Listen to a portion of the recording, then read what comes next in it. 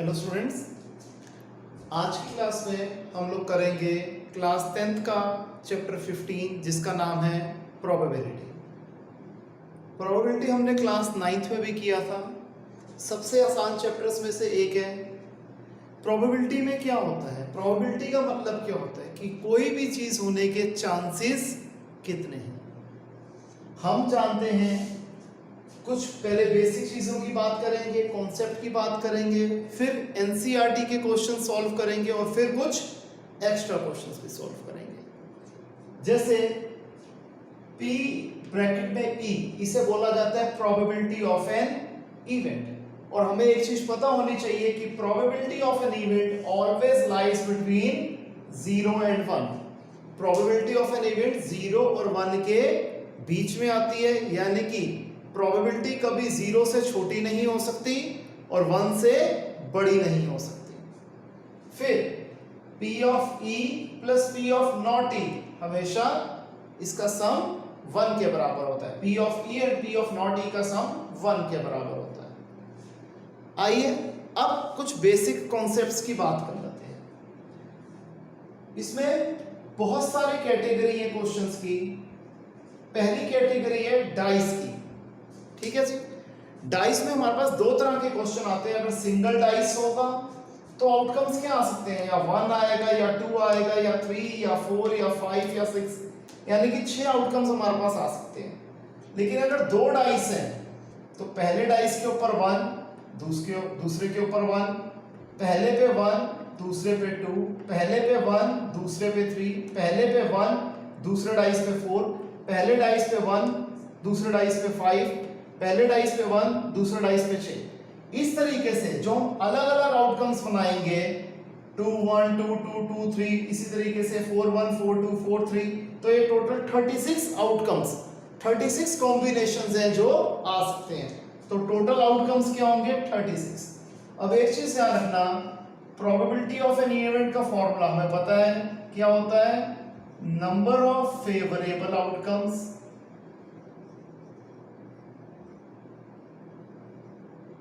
Upon total number of outcomes. ये formula होता है कि जो चीज हमें चाहिए उसके आने के कितने नंबर हैं, ठीक है जी, कितनी बार वो आ सकता है और टोटल कितने आउटकम्स हैं, उसे डिवाइड कर देंगे तो प्रोबेबिलिटी हमारी निकल आएगी। सेकंड कैटेगरी आ जाती है नंबर्स की। नंबर कितने तरीके के होते हैं? Even numbers. हम लोग जानते हैं इवन नंबर्स क्या होते हैं, जिसका लास्ट डिजिट यानी कि जो यूनिट डिजिट होती है वो 0 2 4 6 8 होती है। ऑड नंबर्स, इनका आखिरी डिजिट क्या होता है? 1 3 5 7 9 होता है। प्राइम नंबर्स वो होते हैं जो सिर्फ अपने आप से ही डिवाइड होते हैं। कुछ स्टार्टिंग के नेचुरल नंबर्स के हम प्राइम नंबर ले लेते हैं, 2 3 5 7 11 13 17 19 23 29 31 एक्सेट्रा। फिर मल्टीपल्स का क्वेश्चन आ जाता है। अगर 4 का मल्टीपल है तो 4 8 12 16 24 28, 5 का मल्टीपल है तो 5 10 15 20, ऐसे चलता रहेगा। इसे आप कॉपी कीजिए, फिर आगे करते हैं।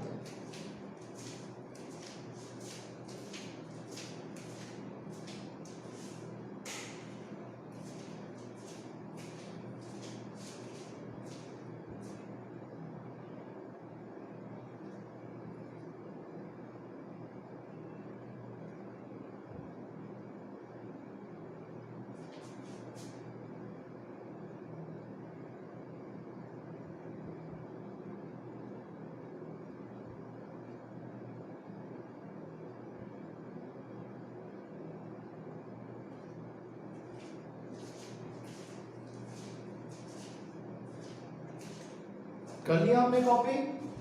आइए अब हम थर्ड कैटेगरी के ऊपर आते हैं।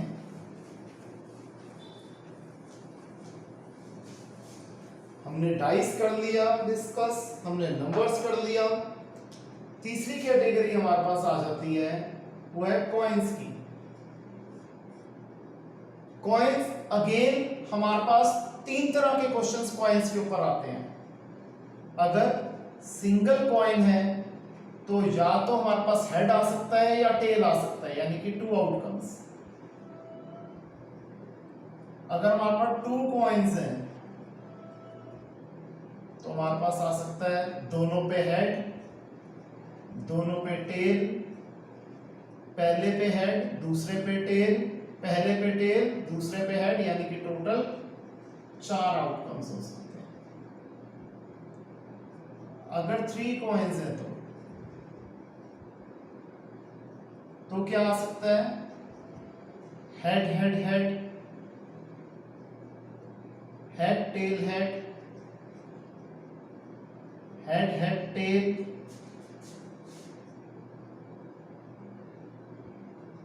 Tell tail tail, tail head tail, tail tail head, फिर आप कह लीजिए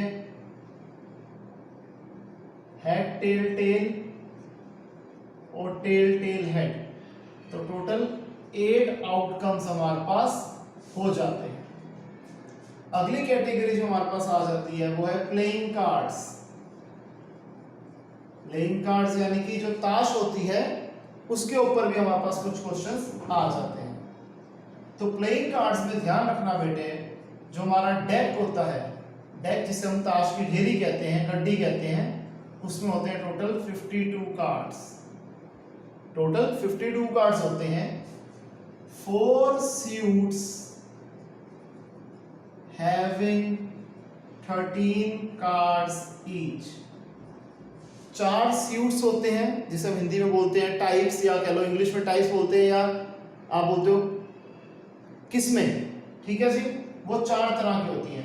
अगर हम हिंदी में बात करें तो बोलते हैं चिड़ी, पान, हुकुम, ईट। इसको इंग्लिश में बोला जाता है डायमंड,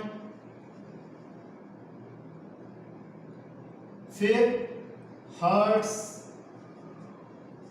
क्लब्स और स्पेड्स। डायमंड और हार्ट जो होते हैं ये रेड कलर के होते हैं, और क्लब और स्पेड्स ये ब्लैक कलर के होते हैं। सबके ही 13 कार्ड्स होते हैं, इनके भी 13, इनके भी 13, इनके भी 13, इनके भी 13, टोटल 52 कार्ड्स। कार्ड्स का जो नंबर होता है वो होता है 1 से लेके 13। 1 को हम कहते हैं एस, 2 से लेके 10 तक हम बोलते हैं नंबर्स कार्ड, इसे हम ऑर्डिनरी कार्ड्स भी कह सकते हैं।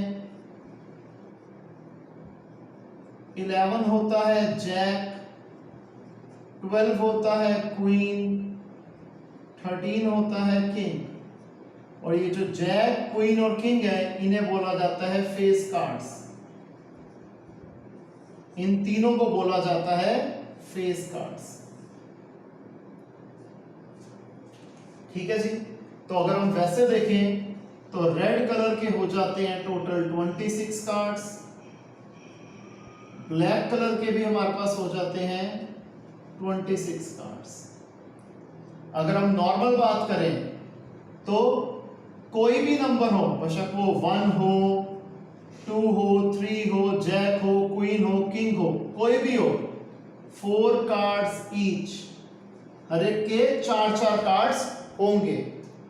अगर हम बात करें कि टोटल फेस कार्ड्स कितने होते हैं, हमें पता है जैक, क्वीन और किंग होते हैं फेस कार्ड्स। तो 4 जैक, 4 क्वीन, 4 किंग, 4 4 4, टोटल हो गए 12 कार्ड्स। इतना आप कॉपी कर दीजिए सबसे पहले।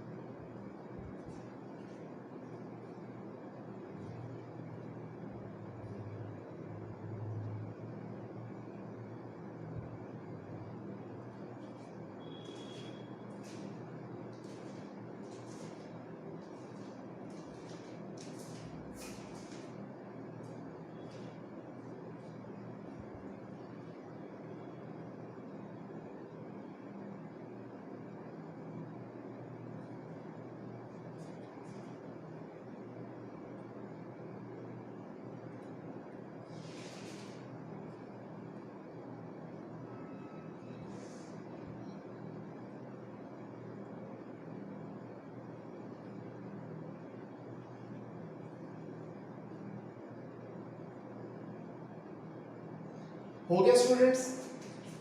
तो आइए कंटिन्यू करते हैं।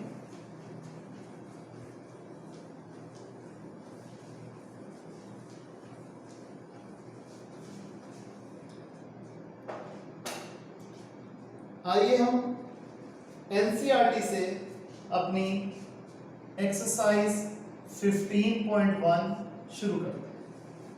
सबसे पहले क्वेश्चन नंबर 1 कहते हैं complete the following sentences. First part में कहते हैं probability of an event plus probability of the event not e, इसका सम क्या होता है? 1 होता है, ये हमें पता है। Second part probability of an event that cannot happen is 0। एक इवेंट जो हो ही नहीं सकता उसकी प्रोबेबिलिटी हमेशा 0 होती है। Such an event is called, और वैसे इवेंट को हम क्या बोलते हैं? Impossible event. जो हो ही नहीं सकता इवेंट उसे बोला जाता है impossible event. Third part the probability of an event that is certain to happen is, वैसी प्रोबेबिलिटी बताओ एक इवेंट जो होएगा ही होएगा, श्योर इवेंट जिसे हम बोलते हैं, वो है 1, और उस वैसे इवेंट का क्या नाम होता है? श्योर इवेंट, कि ये चीज तो होगी ही होगी। Fourth point, the sum of probabilities of the elementary events of an experiment is, कि अगर एक क्वेश्चन में रिलेटेड पार्ट्स हैं तो उन सब का सम, प्रोबेबिलिटीज का सम हमेशा किसके बराबर होता है? 1 के बराबर होता है। Fifth, probability of an event is greater than और equal to, probability of an event क्या होता है? बड़ी होती है हमेशा किससे? 0 से। एंड लेस देन और इक्वल टू, और किससे छोटी होती है? 1 से। यानी कि probability of an event lies between 0 to 1। ठीक है जी। फिर हम करते हैं क्वेश्चन नंबर 2। कहते हैं बताओ which of the following experiments have equally likely outcomes, कि इनमें से कौन से एक्सपेरिमेंट्स के इक्वली लाइकली आउटकम्स हैं, और उसकी एक्सप्लेनेशन दो। पेपर में यूजुअली ट्रू और फॉल्स की फॉर्म में आता है, एक्सप्लेनेशन नहीं मांगी जाती, हमें वैसे पता होनी चाहिए। A driver attempts to starts a car, the car starts और डज नॉट स्टार्ट। एक ड्राइवर सेल्फ मार रहा है गाड़ी को स्टार्ट करने के लिए, तो क्या इसके इक्वली लाइकली चांसेस हैं? नहीं, इसके बिल्कुल भी इक्वली लाइकली चांसेस नहीं है। ठीक है, कई बार सिंगल सेल्फ में गाड़ी स्टार्ट हो जाती है, कई बार 10-10 सेल्फ मारते रहो, जब गाड़ी पुरानी हो जाती है, बैटरी डाउन होती है, तो 10-10 सेल्फ लगाने के बाद भी गाड़ी स्टार्ट नहीं होती। तो इसमें इक्वली लाइकली का कॉन्सेप्ट एप्लीकेबल नहीं है। Second part, a player attempts to shoot a basketball. एक प्लेयर है, बास्केटबॉल प्लेयर है, वो बॉल को बास्केट में डालने की कोशिश कर रहा है, तो उसका निशाना सही लगेगा या निशाना मिस हो जाएगा, यानी कि बास्केट के अंदर बॉल जाएगी या नहीं जाएगी। ऑब्वियस सी बात है, अगर बढ़िया प्लेयर है तो वो एवरी टाइम बास्केट कर लेगा, लेकिन अगर कोई नॉर्मल बंदा है तो उससे बास्केट हर बार नहीं लगेगी, तो इसके भी इक्वली लाइकली चांसेस नहीं है। Third part, a trial is made to answer a true false question, the answer is right or wrong। obvious सी बात है बेटे, जब दो ही ऑप्शन है, एक ट्रू या फॉल्स, तो दोनों की प्रोबेबिलिटी इक्वली लाइकली है, तो यस, ये इक्वली लाइकली का क्वेश्चन है। a baby is born, it is a boy or a girl। अगर एक बच्चे का जन्म हुआ है, ऑब्वियस सी बात है, या लड़का होगा या लड़की होगी, तो इसके भी इक्वली लाइकली चांसेस हैं। Clear students? अब हम करते हैं क्वेश्चन नंबर 4। बताओ इनमें से कौन सी, चारों में से कौन सी ऑप्शन ऐसी है जो प्रोबेबिलिटी ऑफ एन इवेंट नहीं हो सकती। हमें पता है माइनस वाली प्रोबेबिलिटी कभी भी नहीं हो सकती, तो बी पार्ट यानी कि -1.5 जो है वो प्रोबेबिलिटी ऑफ एन इवेंट नहीं हो सकती। क्वेश्चन नंबर 5, अगर P ऑफ E है 0.05, P ऑफ E है 0.05, तो P ऑफ नॉट E क्या होगा?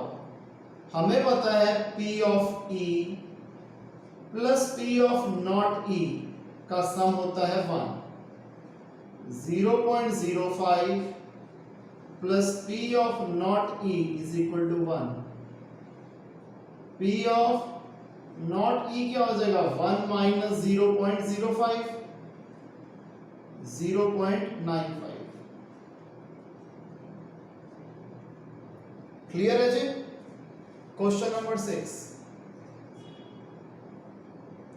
एक बैग के अंदर सिर्फ और सिर्फ लेमन फ्लेवर्ड कैंडीज हैं। मालिनी एक बार में एक कैंडी निकालती है बैग में देखे बिना। बताओ ऑरेंज फ्लेवर्ड कैंडी के चांस कितने हैं? जब बैग के अंदर हाई लेमन फ्लेवर्ड कैंडीज, तो ऑरेंज फ्लेवर कैंडीज निकल ही नहीं सकते, तो वो इम्पॉसिबल इवेंट है, उसकी प्रोबेबिलिटी 0 होगी। Second part, lemon flavoured candies हो, जब बैग के अंदर हाई लेमन फ्लेवर्ड कैंडीज, तो लेमन फ्लेवर्ड कैंडी ही निकलेगी, it is a sure event, तो इसकी प्रोबेबिलिटी हो गई 1। क्वेश्चन 7, एक ग्रुप है 3 स्टूडेंट्स का, प्रोबेबिलिटी कि 2 स्टूडेंट्स का सेम डे पे बर्थडे नहीं आता वो है 0.992, यानी कि P ऑफ नॉट E है 0.992। तो बताओ सेम डे पे बर्थडे आने की प्रोबेबिलिटी क्या है? हमें पता है P of E plus P of not E किसके बराबर है? 1 के। P of E plus 0.992 is equal to 1, तो P ऑफ E क्या हो जाएगा? 1 माइनस 0.992, 0.008। P ऑफ E हो गया 0.008।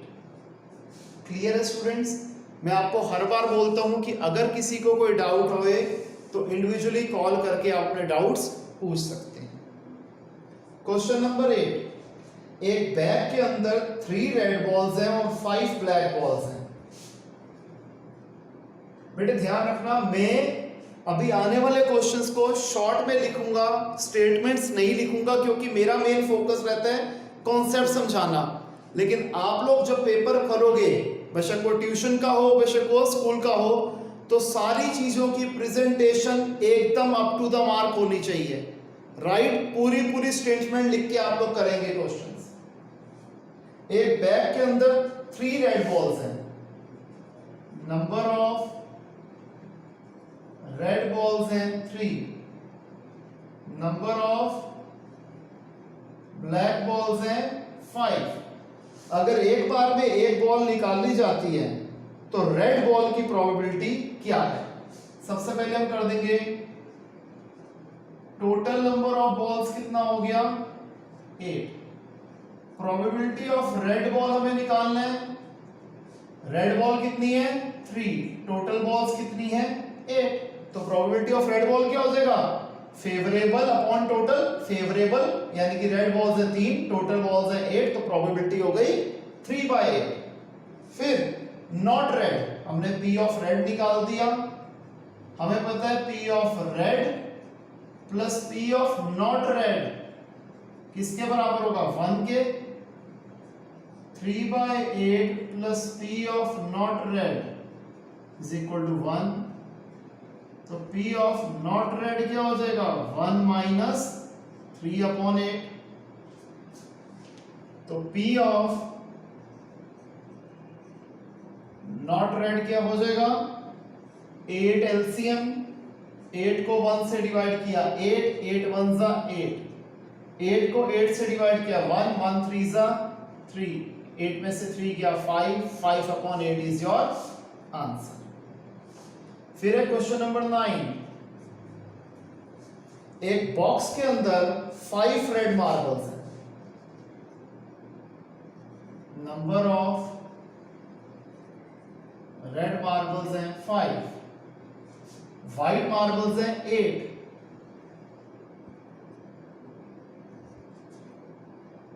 ग्रीन मार्बल्स हैं 4,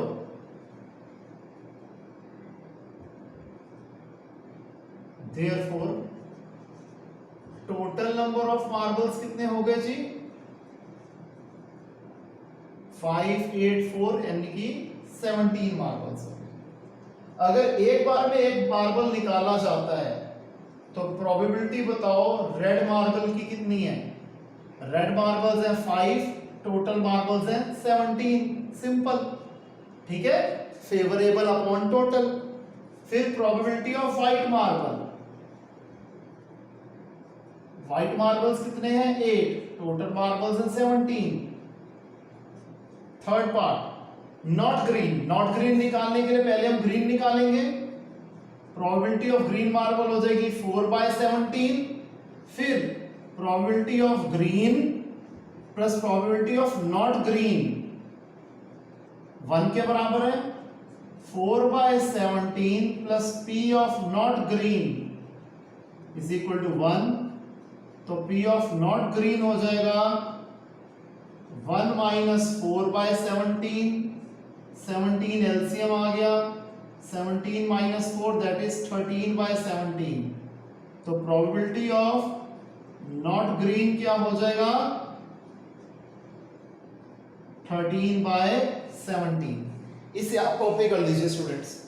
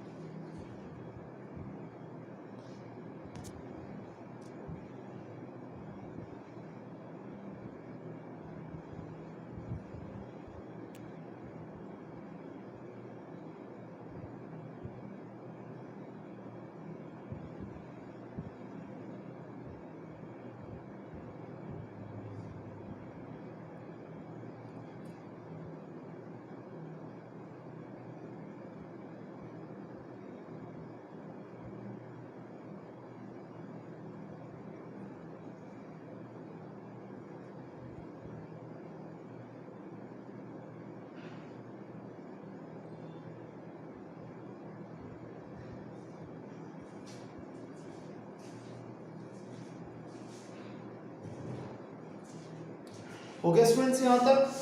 तो आइए आगे कंटिन्यू करते हैं।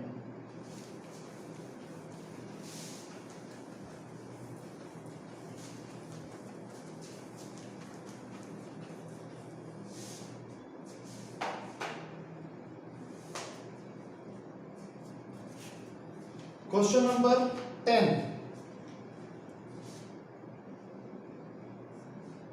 इसमें कहता है एक पिगी बैंक के अंदर 150 पैसे कॉइन है। नंबर ऑफ 50 पैसा कॉइन्स हैं 100। नंबर ऑफ रुपी 1 वाले कॉइन हैं 50। नंबर ऑफ रुपीस 2 वाले कॉइन हैं 20। रुपीस 5 वाले कॉइन हैं 10। Therefore, total number of coins कितने हो गए जी? 180, राइट? तो बताओ प्रोबेबिलिटी ऑफ अ 50 पैसा कॉइन क्या है? प्रोबेबिलिटी ऑफ 50 पैसा कॉइन क्या है? 50 पैसा कॉइन है 100, टोटल कॉइन्स है 180, तो इसे हम स्टैंडर्ड फॉर्म में लिख देंगे। तो प्रोबेबिलिटी ऑफ 50 पैसा कॉइन है 5/9। Clear? Second point, it will not be a 5 rupee coin. तो पहले हमें 5 रुपी कॉइन की प्रोबेबिलिटी निकालनी होगी। प्रोबेबिलिटी ऑफ ₹5 कॉइन कितनी है? 5 रुपी वाले कॉइन है 10, टोटल कॉइन्स है 180, तो ये हो गया 1/18। P of 5 plus P of not 5 इसके बराबर है 1 के। 1/18 plus P of not 5 is equal to 1, तो P of not 5 हो जाएगा 1 माइनस 1/18, तो not 5 rupee coin 18 LCM, 18 minus 1 that is 17/18। तो probability of not a 5 rupee coin हो जाएगी 17/18। क्वेश्चन नंबर 11, गोपी एक एक्वेरियम शॉप पे गया फिश खरीदने। शॉपकीपर एक बार में रैंडमली एक फिश निकाल रहा है उस एक्वेरियम या टैंक में से। उस टैंक के अंदर 5 मेल फिश हैं और 8 फीमेल फिश हैं। नंबर ऑफ मेल फिश हैं 5, नंबर ऑफ फीमेल फिश हैं 8, देयरफॉर